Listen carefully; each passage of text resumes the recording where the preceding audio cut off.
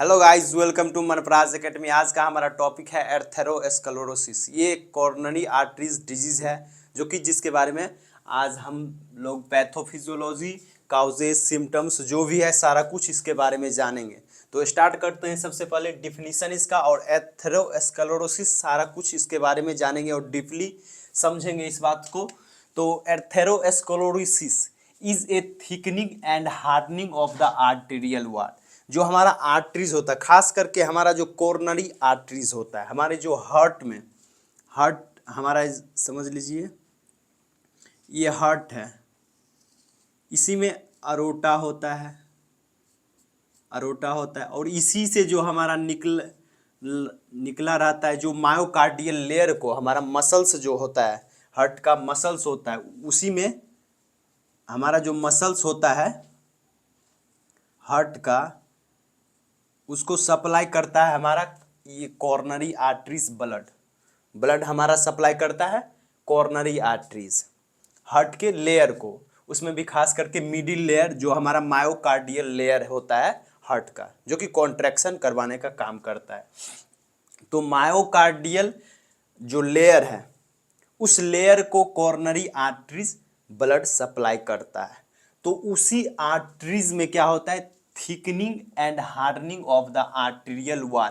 जो हमारा आर्टरी है, ये मान लीजिए एक हमारा आर्टरी है, ये हमारा क्या है, एक आर्टरीज, सिंपल सा एक आर्टरीज हम लोग यहाँ पर लिए। आर्टरीज कैसा होता है, पाइप जैसा स्ट्रक्चर होता है, जैसे कि नल का पानी होता है, मान लीजिए जो पाइप के थ्रू पानी जाता है, तो उसमें उसी ढंग से हमारा एक आर्टरीज मान लीजिए ले लेते हैं, एक आर्टरी लिए और इसका भी लेयर होता है अलग अलग। सबसे इनर लेयर होता है हमारा ट्यूनिका इंटीमा, ट्यूनिका इंटीमा सबसे इनर लेयर, सबसे इनर अंदर वाला जो होता है। उसके बाद ट्यूनिका मीडिया होता है, ट्यूनिका मीडिया होता है। उसके बाद हमारा सबसे बाहर वाला ट्यूनिका एक्सटर्ना होता है। क्या होता है, ट्यूनिका एक्सटर्ना। तो ये हमारा 3 लेयर होता है आर्टरीज का। तो इसी में जो ट्यूनिका इंटीमा है, इसी में जो होता है क्या होता है, कोलेस्ट्रॉल और लिपिड का मतलब एक्यूमुलेशन हो जाता है।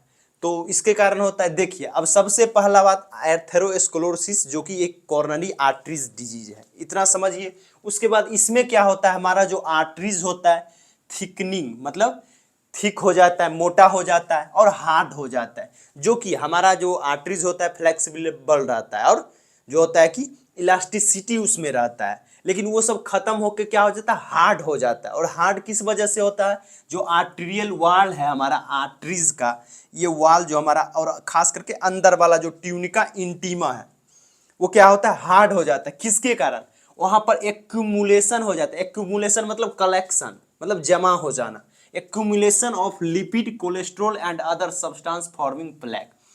ये लिपिड कोलेस्ट्रॉल जमा हो जाता है किस में, आर्टरीज में, कॉर्नरी आर्टरीज के वॉल में। वॉल जो हमारा लेयर है, 3 लेयर है, ट्यूनिका इंटीमा लेयर में हमारा एक्यूमुलेशन हो जाता है लिपिड का, कोलेस्ट्रॉल का।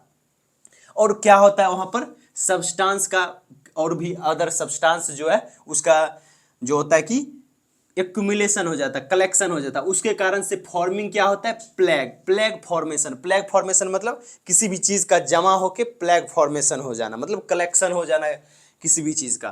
तो वही चीज है, प्लेग का फॉर्मेशन हो जाता है और ब्लड सप्लाई जो होता है यहाँ पर रुक जाता है। जैसे ही मान लीजिए ये हमारा आर्टरीज है और इसमें अब कहीं भी प्लेग फॉर्मेशन हो गया, तो उसके कारण से ब्लड सप्लाई जो है रुक सकता है। रुक जाएगा तो इसके कारण हार्ट अटैक्स, एमआई इन्फेक्ट, मतलब एमआई देखने को मिल सकता है, मतलब मायोकार्डियल इन्फ्रैक्शन। तो ये सब देखने को कंडीशन मिल सकता है। तो ये चीज समझ गए, एर्थेरोस्क्लेरोसिस जो है हमारा एक कॉर्नरी आर्टरीज होता है जो हमारा ब्लड सप्लाई करता है। किसमें ब्लड सप्लाई करता है, तो मायोकार्डियल लेयर को ब्लड सप्लाई करता है।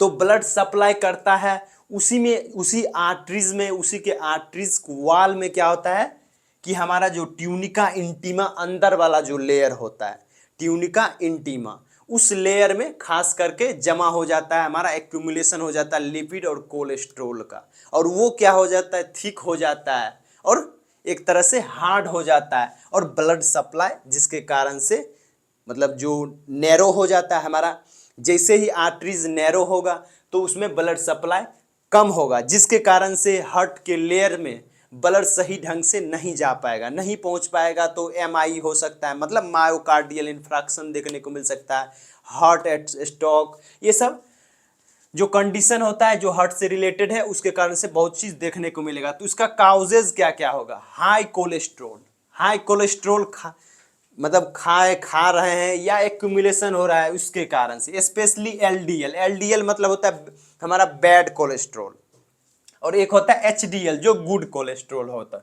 उसके बाद इसके कारण हाई कोलेस्ट्रोल होने के कारण, उसके बाद या हाई कोलेस्ट्रोल डाइट ले रहे हैं उसके कारण हाई ब्लड प्रेशर होगा इसके कारण से, या हाई ब्लड प्रेशर के कारण, उसके बाद स्मोकिंग के कारण, डायबिटीज मेलाइटस के कारण, ओबिसिटी मतलब मोटापा के कारण, या जैसे शुगर लेवल ज़्यादा हो रहा है, ग्लूकोज का ज़्यादा एक्यूमुलेशन मतलब डायबिटीज मेलाइटस है उन किसी भी पेशेंट को, तो उसके कारण भी देखने को मिल सकता है। लैक ऑफ फिजिकल एक्सरसाइज कम कर रहे हैं, फिजिकल एक्टिविटी कम कर रहे हैं, इसके कारण अनहेल्दी डाइट मतलब हाई कोलेस्ट्रॉल वाला खाना खा रहे हैं उसके कारण से, family history of heart disease से रिलेटेड अगर फैमिलीज को है हेरिडेटरी के कारण भी देखने को मिल सकता है। और इसका पैथोफिजियोलॉजी जो होगा, सबसे पहला पैथोफिजियोलॉजी मतलब इसका देखेंगे डिजीज किस कंडीशन के कारण डिजीज कैसे हो रहा है। तो सबसे पहले हमारा आता है due to aetiology factor.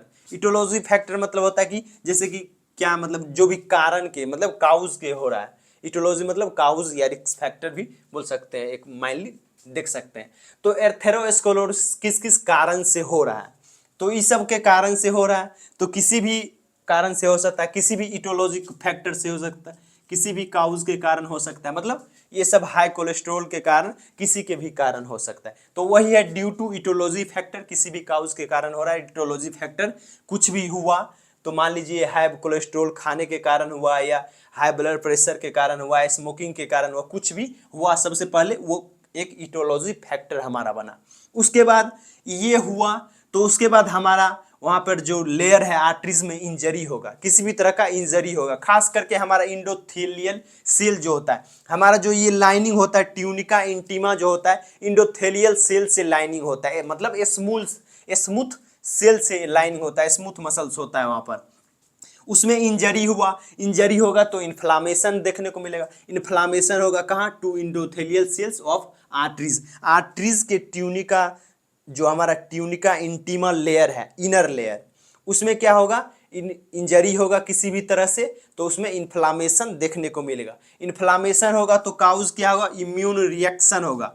Immune जब रिएक्शन करेगा, हमारा इम्यून सिस्टम रिएक्ट करेगा किस लिए, वहाँ पर कुछ भी अपना एक्शन करेगा ना, हमारा इम्यून सिस्टम वहाँ पर एक्शन करेगा, तो वहाँ पर क्या होगा, accumulation of lipids and clotting factors. जैसे ही हमारा वहाँ पर इन्फ्लामेशन हुआ तो हमारा इम्यून रिस्पॉन्स करेगा, उसके बाद वहाँ पर क्या होगा, जैसे लिपिड्स, क्लॉटिंग फैक्टर्स, जो प्लेटलेट्स है, जो भी प्रोटीन्स है हमारा क्लॉटिंग फैक्टर के लिए, वो सब जमा हो जाएगा, फॉर्मेशन ऑफ प्लैग होगा या एथ्रोमा देखने को मिलेगा, मतलब प्लैग फॉर्मेशन, किसी भी चीज़ का एक्यूमुलेशन हो जाता है तो वहाँ पर रास्ता को जिसे रोक देता है तो उसमें ऑब्स्ट्रक्शन देखने को मिलता है। तो वही चीज़ है कि एक्यूमुलेशन ऑफ लिपिड होगा, क्लॉटिंग फैक्टर्स, जैसे ही हमारा इन्फ्लामेशन होगा तो वहाँ पर सारा कुछ आएगा, क्लॉटिंग फैक्टर आएगा, लिपिड्स आएगा, प्रोटीन आएगा, एक तरह से वहाँ पर इन्फ्लामेशन का रिएक्शन होगा। तो जैसे ही होगा तो वहाँ पर प्लैग का फॉर्मेशन होगा ही, सारा कुछ जमा होगा तो प्लैग का फॉर्मेशन होगा। तो उसी तरह से हमारा आर्टरीज का जो वो वाल है, मतलब आर्टरीज जो है, मान लीजिए ये नॉर्मल है, ये नॉर्मल है, ये क्या हो जाएगा, ये जो होगा नैरो हो जाएगा, ये क्या हो जाएगा, नैरो, पतला सा हो जाएगा, मतलब नैरो जैसे कि पूरा है वो धीरे धीरे नैरो हो जाएगा, मतलब वहाँ पर फॉर्मेशन ऑफ प्लैग हो जाएगा ये सब। उसके बाद क्या होगा, obstruction of blood flow, blood flow में प्रॉब्लम्स आएगा, ब्लड फ्लो सही ढंग से नहीं होगा, कॉर्नरी आर्टरीज डिजीज मतलब एथेरोस्क्लेरोसिस होगा। तो ये सब कंडीशंस देखने को मिलेगा। तो यही बस छोटा सा टॉपिक था। तो उम्मीद करता हूँ कि आप लोग को वीडियो समझ आया तो प्लीज़ एक लाइक कर दे, चैनल को सब्सक्राइब कर दे। फिर मिलेंगे अगले वीडियो में। जय हिंद, तब तक के लिए बाय।